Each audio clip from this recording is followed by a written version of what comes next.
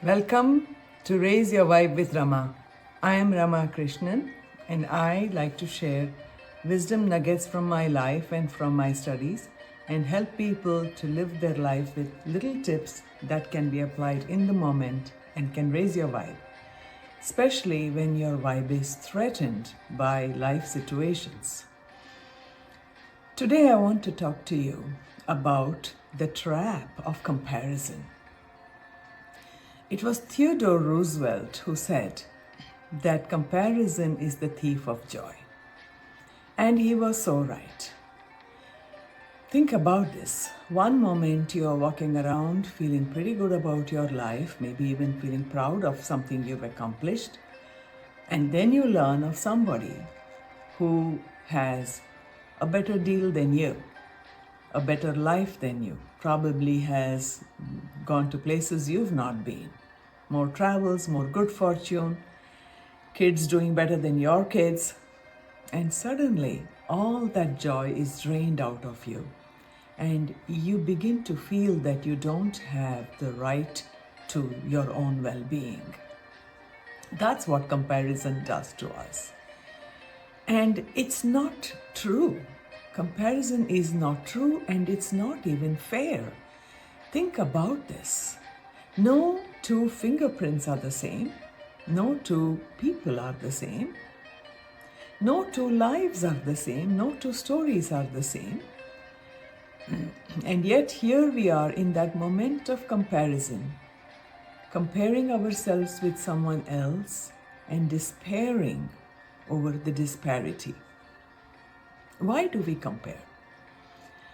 I believe that comparison comes from a very deep, primal wiring in us.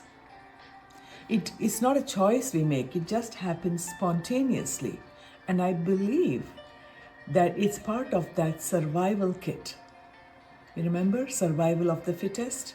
So therefore, there is a part in us that's constantly looking on the horizon. And this is unbeknownst to us. It's not the conscious mind.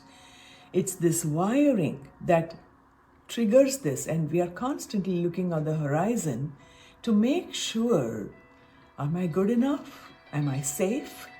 Am I okay?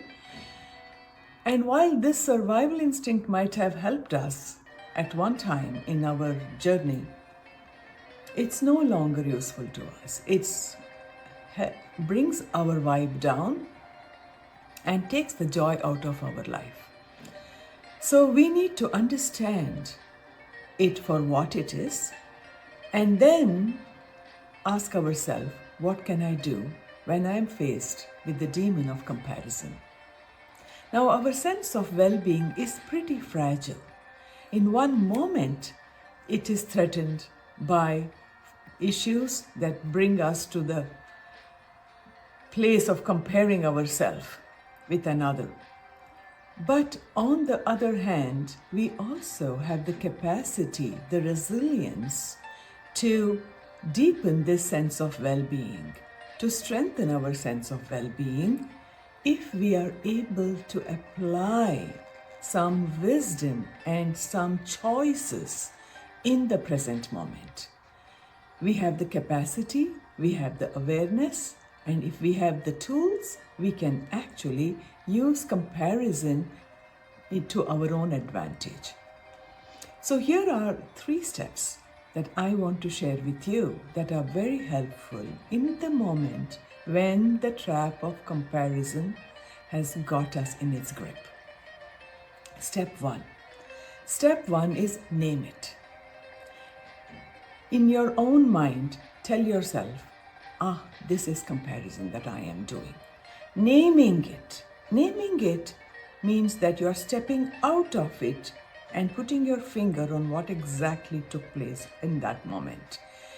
And simply naming it takes much of the power of that moment away from comparison. In that moment, you have empowered your own self because you, instead of being washed away by it, you're stepping out of it and naming it. Step 2, return to yourself. Remind yourself of who you are. Come back to your strengths. Instead of chasing after somebody else's enough, come back and see where you already are enough. Remind yourself of what you live by, your values, your passion, your pursuits, your struggles, your journey, and all that you have accomplished so far. Returning home to yourself is a choice you can make, and it's an empowering choice in the moment. Then we go to step 3. And step 3 is a very important one. In step 3, we transform. We transform comparison from a disadvantage and a trigger into an advantage and inspiration for which we can be grateful. So in that moment, if we can come back to ourselves and ask the question, what is this moment of comparison inviting me to shine the light upon? What strength in myself is it inviting me to own, to step into, to water the seeds of in myself? If it is somebody else's courage, how can I be courageous? Use this moment as an inspiration. Don't let another's light dim your own, but use it as an invitation to shine your own light brighter. As we come back and we look at this moment, not with despair, but with curiosity, asking ourselves, how can I make this something in my own highest interest? We shine our light brighter. And in doing so, we realize there is room for all of our light. We can be grateful for the person who pointed the way. And then we can be grateful to ourselves for walking in the direction of our own true self. In this way, we let our light shine brighter and we return to reclaim a part of ourselves in our journey towards even more wholeness. This exercise is integral to the yoga of self-love. Practice it. It is a sacred practice, and it will enhance your life and raise your vibe. Thank you for watching, and I hope this is helpful to you.